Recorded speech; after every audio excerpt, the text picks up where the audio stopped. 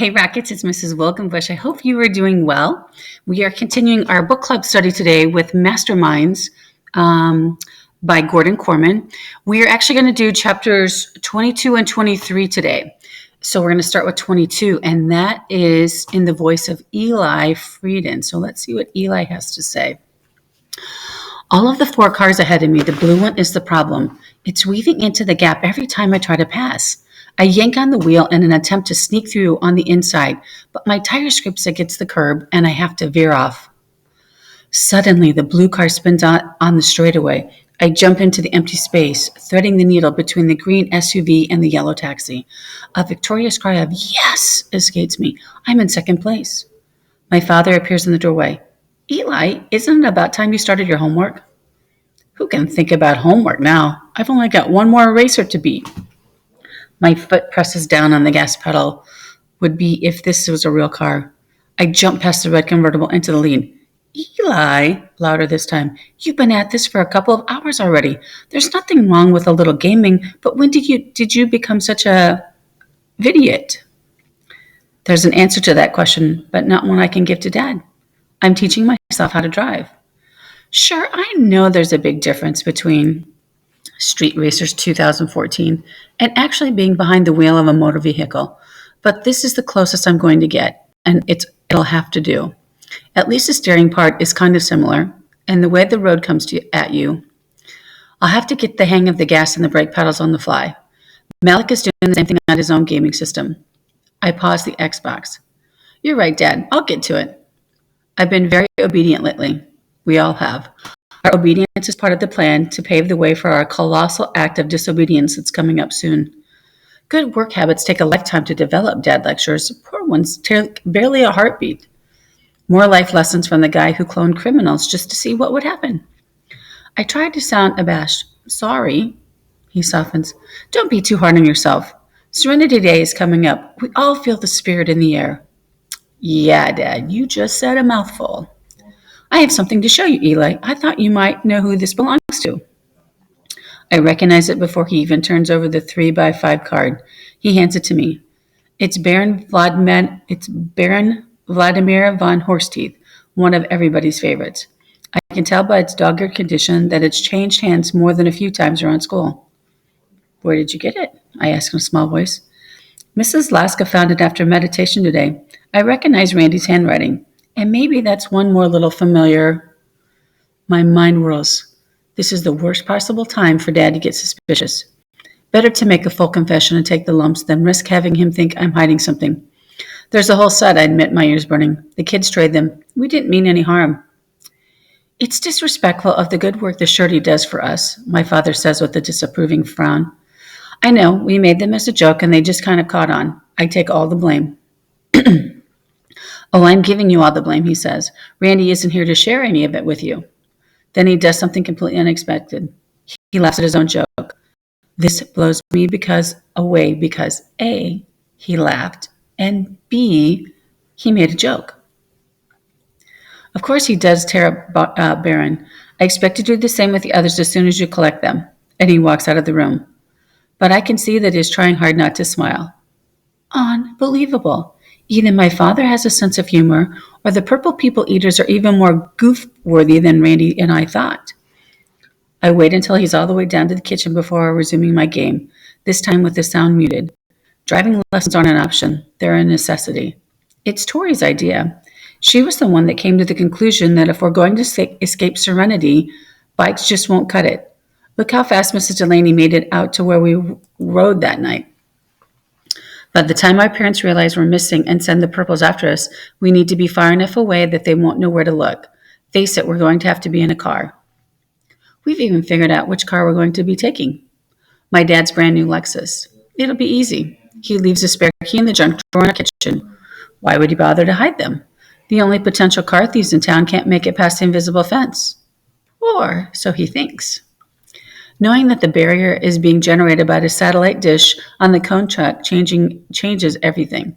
True, we can't be 100% positive at least until we test it, but we've scoured the town, and there's nothing else it could possibly be. The plan is simplicity itself. Knock out the dish, take the car, Goodbye. By the time Malik and I feel semi-confident behind the wheel, Serenity Day is less than 48 hours away. I'm nervous. It's too risky to try anything now. People are outside, decorating their houses with streamers and bunting. The purples are all over the park, setting up the picnic tables. Maybe we should wait a few days, Amber suggests. Till after the celebration is over. Well, that's easy for you to say, protests Hector. The minute Serenity Day done, Malik gets weeded. They could send him away and we'll never see him again. For all we know, it means... He falls silent. Chill out, Hector, Malik says quietly. It's supposed to happen after Serenity Day, but not necessarily in the first 5 minutes after. I'll be fine. Excuse me. He's trying to sound confident and not really succeeding. Or, Tori interjects, we can make our move on Serenity Day itself, right in the middle of the nighttime fireworks. We goggle at her. It's the perfect distraction, she insists. The whole town's in the park. Even the purple people eaters are on skeleton staff. It's dark, and everybody's eating ice cream and looking up. I take back every time I called you stupid, Malik crows. Serenity Day, like we're taking their unholiday and using it against it. There's a genuine relief beneath the surface of his usual in-your-face attitude. Don't celebrate yet, I warn. There are a million things that can go wrong, and some of them probably will. We have to know this plan like the back of our hands and get it right every single detail exactly right. In a town full of well-behaved kids, we make sure we're the best behaved of the lot. You can practically see our halos. We go to school, put the finishing touches on our Serenity Day projects, and practice in the pool for the big water polo match. But in private, when nobody's watching, we spend every spare minute reading up on the life in the real world. We save our allowances, open up our old piggy banks, and hoard every dollar offered to us to buy a snack or ice cream cone. Not even Tori can plan more than a few miles past the town limits, because none of us have any idea what we'll find out there. Will a group of kids on their own attract attention? Where can we live and sleep? How important will money be? Will Sirius send the purple people eaters to track us down, or will they write us off and focus on the clones they have left? They have to come after us, is Amber's opinion. We're walking, talking proof of what they're doing in Serenity, what they're still doing in Serenity. What if the outside world already knows about the project or Sirius and think it's just fine, Tori muses. Hector shakes his head. Not according to the internet. That website says Sirius was scrapped because it was considered immoral. I think her folks would be in big trouble if word gets out about us. I'm counting on it, Amber says. I want to be there to see my parents' face when I testify against them in court. I hope they go to jail for what they did. The rest of us exchange uncomfortable glances. Although we're all angry with our parents, Amber's desire for revenge is a little chilling. I can't help but wonder whose DNA she wound up with. My father deserves to be brought to justice more than anybody, yet it hurts to think of him suffering in some jail. Not only is our plan half-baked, we're not even sure what to hope for if we succeed. Another possible weakness is Mrs. Delaney. She knows what we tried to do that night. She kept our secret so far. If she hadn't, we'd all be on Dr. Bruder's magic pills. But she's in a tough spot herself, being married to a purple people eater. And as a water polo coach, she sees us every day, which gives her plenty of chances to ponder whether or not she's doing the right thing by covering for us. We're all swimming extra hard to keep her happy. The quality of water polo in this town has never been better. I think she sees through it, though. She's been distant and all business, where she used to be warm and friendly. I try to engage her in conversation a few times, but she only wants to talk about improving our skills. Once in private, I even go as far to mention the time you gave us a lift in that surety truck. She doesn't take the bait. We don't need to sign a bloodbath oath, Eli, Malik points out. We just need to keep her mouth shut for a few days. Besides, Tori adds, it's not like she's the only thing that can go wrong. Face it. The minute we're past the barrier, we lost. We haven't got a clue where we're going, and there's nobody we can ask, since we don't know a single person outside of Serenity. That's not technically true.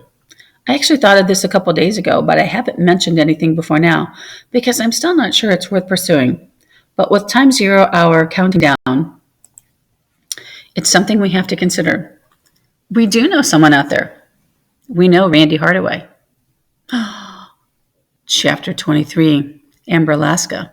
Let's see what her take of this is. Last year on the eve of Serenity Day, I was so excited that I didn't sleep. I was going to get my face painted and eat cotton candy until I threw up on the fun slide or the bouncy castle. I was going to drink real soda with Mom, which Mom never keeps in the house. It was all bogus. Yet it still makes me a little sad to think I probably will never going to be that psyched about anything again. My to-do list from that day is still pinned to my corkboard. It's unique because of what's not on it. No ballet or piano practice, no homework or anything to do with school.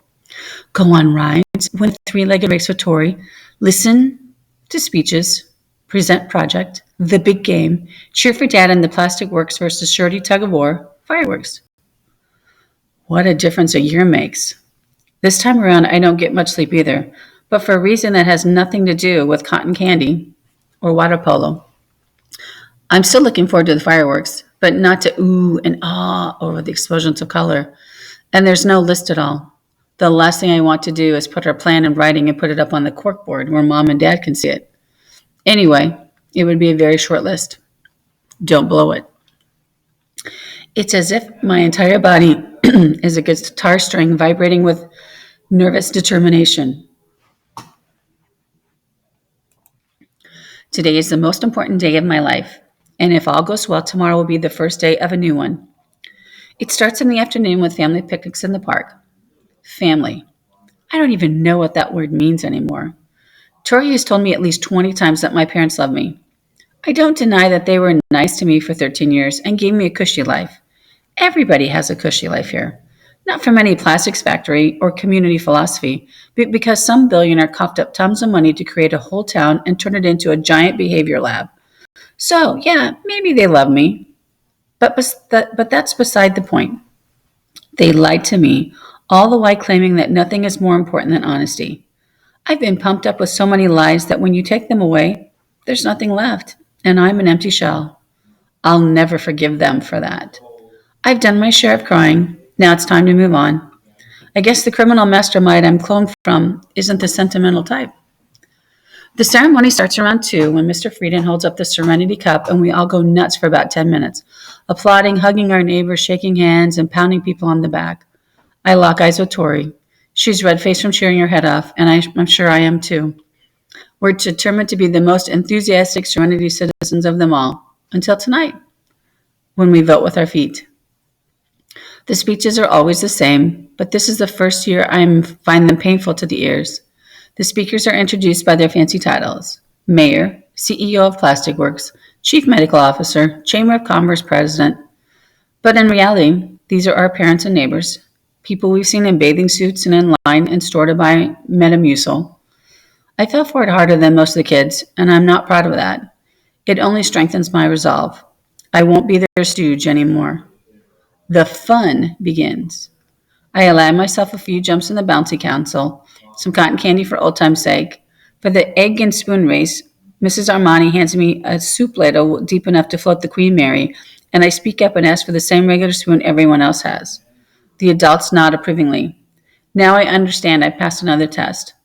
But what's most satisfying to me is that by the time they get the chance to note it on my whiteboard, I'll be gone. Next, it's on to the school for the presentation of our projects. Tori and I win first prize. I can't take much credit for that. Tori's the artist. My contribution is basically smearing blue on the sky and green on the grass. We're awarded plaques we can hang in the rooms we're not going to live in anymore.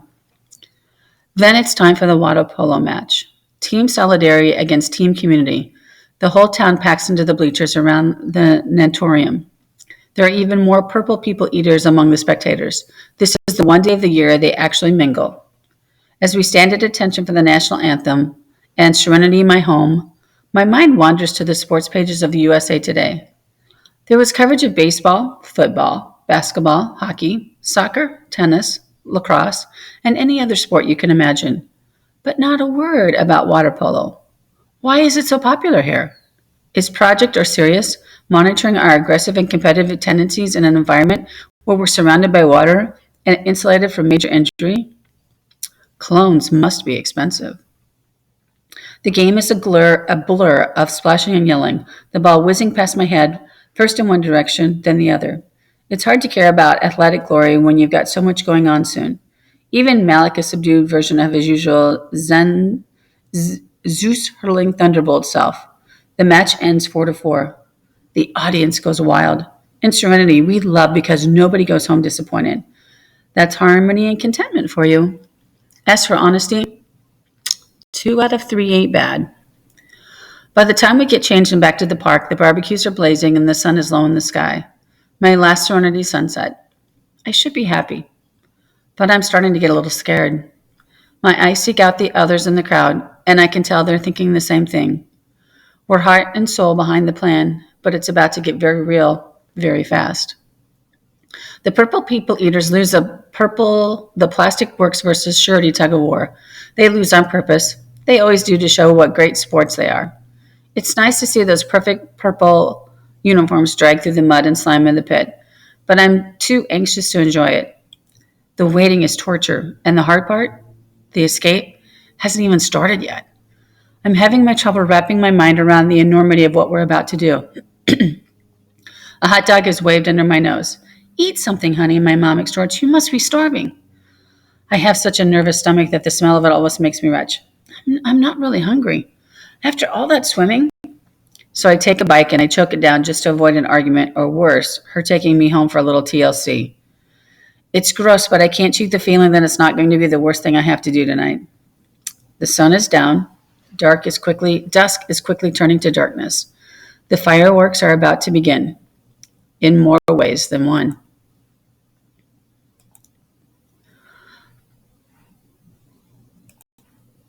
And that's the end of our 2 chapters. Wow, you guys are getting to the end. This is getting good. I can't wait to hear what happens in the next chapters. I hope you're doing well and be safe, and I will see you soon.